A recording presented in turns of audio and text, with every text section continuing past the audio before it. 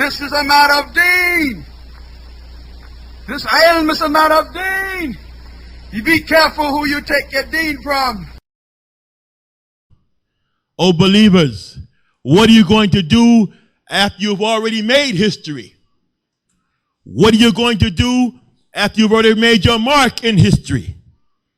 What will you do now that your ummah has already made its mark on history and been making its mark on history ever since it was an ummah? You're part of the ummah that started in Mecca. And the Messenger of Allah ﷺ taught the people under the oppression of the Quraysh. He taught the people the Tawheed of Allah subhanahu wa ta'ala for 13 years. And then he made hijrah to Al-Madinah. And then from there, spread Islam. What are you going to do? Your ummah's been making history all along. This is the ummah that took over the known world, Rome and Persia. So what are you going to do when you've already made history? It is as though when some people think that their history begins on the block. Like they think that this is their history. They have a very narrow view of history. What are you going to do when you're part of the ummah that walked into Spain and controlled it for 800 years? When you already made history, then you're supposed to build on that history. If that history was built upon a belief system, you're supposed to build on that belief system.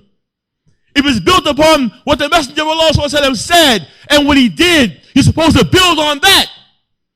And one who will not build on that history, one who will not build on that legacy, and is looking for some other kind of legacy, is going to get lost.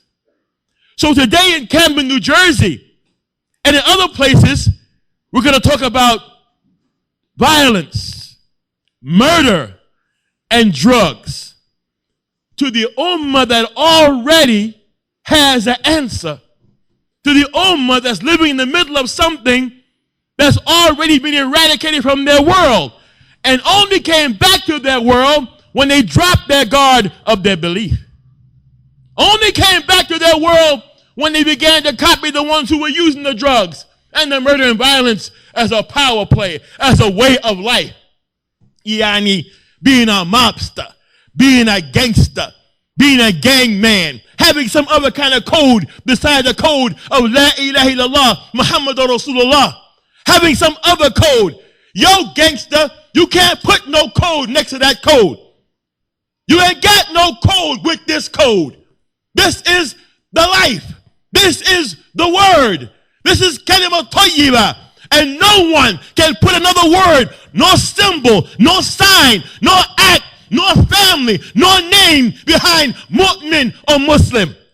Yo, gangster, you lost your mind? You haven't got another word. Your word is gone because your history began maybe with Capone in them. But this history began when Allah subhanahu wa ta'ala sent Adam to the earth and ordered him to tell his children that there's no deity in worship, no deity in haqq, that you should worship except Allah subhanahu wa ta'ala. So yo, gangster, you don't have no place to stand. Especially if you're going to try to wear two hats. The hat of the gangster and the kufi of the Muslim. Or you're going to try to wear the sister mark and you're going to be a gangster. That's a mark against you.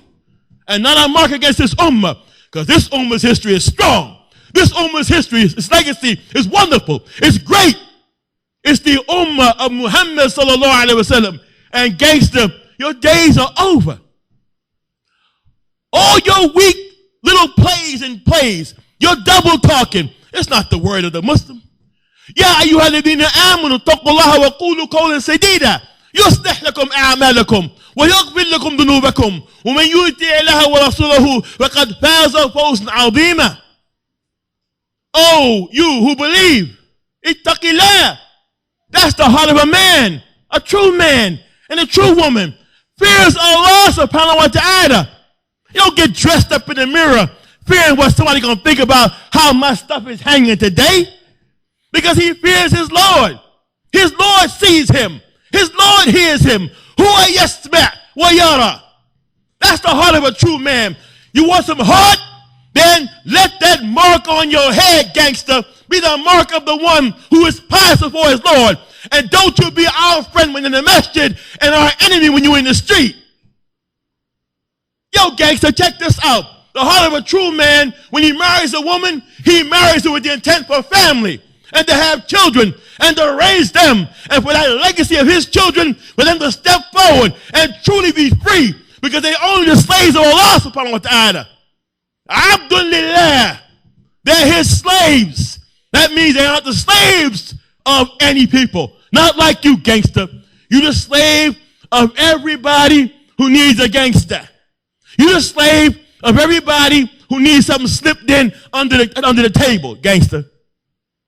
So, gangster, this is not the brotherhood you're looking for. So in due time, you're going to go to your grave. No threat from me. I ain't got no gun. I don't even like guns. I'm saying when you face reality, gangster, when you go to your grave, you're going to be asked three things.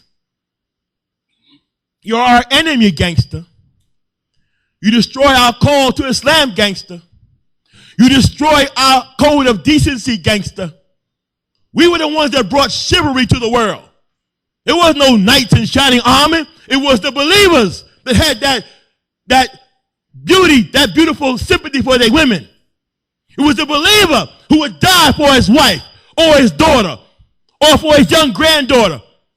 There ain't no chivalry. There was no knights in shining armor. So you want to be Needy and Capone and all them kind of cats? They all diseased dogs.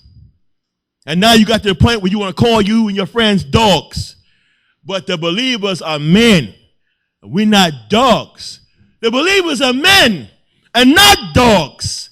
The believers are brothers and not enemies. The reason the believers come together is because La ilaha illallah, gangster. And no other reason.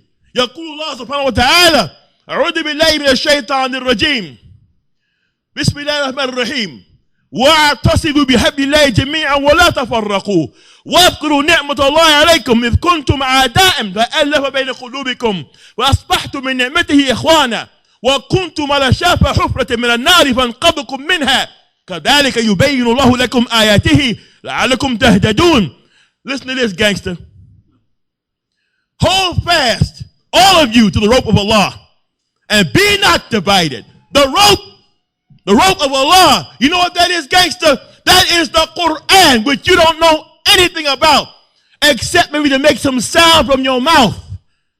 Except the sound of your mouth. And not just the gangsters. You oil seller who be smearing your oil on these women's hands in the street. You're an enemy to this dawah. You're an enemy to the ummah. You're an enemy to the believers. You're an enemy to decency. You may not mean it, but it's all true. It's like being two-faced. It's nifaq. It's giving the wrong idea about the beauty of the religion. Hold fast, all of you, to the rope of Allah and be not divided among yourselves. And remember Allah's favor on you. Because if you sitting here, gangster, you got part of Allah's favor. But you were enemies one to another. But he joined your hearts together so that by his grace, the grace of Allah subhanahu wa ta'ala, you became brethren in the faith of Islam. And you were on the brink of a pit of fire. And he saved you from it. You were on the brink of going to hell. And he saved you from it. You were smelling like you was going to burn up, gangster. And so far, at least you're praying, he saved you from it. You may come with something on your scale if you don't blow it away. Especially those who want to kill other Muslims. Subhanallah. You ever heard of such a thing? How does a believer put in his mouth or his heart that he might kill another one who bears witness there's no God but Allah? There's no deity worthy of worship but Allah. Stop with Allah. Wrong translation. There's no deity worthy of worship but Allah. How does a believer have that in his heart? Where is the brotherhood? Where's the fear for Allah subhanahu wa ta'ala? Where's the fear of the punishment of the grave and the fear of going to hell? Taqtulu ikhwanaka muta'amidan. You would kill your Muslim brother on purpose. Gangster, you are in serious trouble. Wherever you may be, you're in serious trouble. Serious trouble.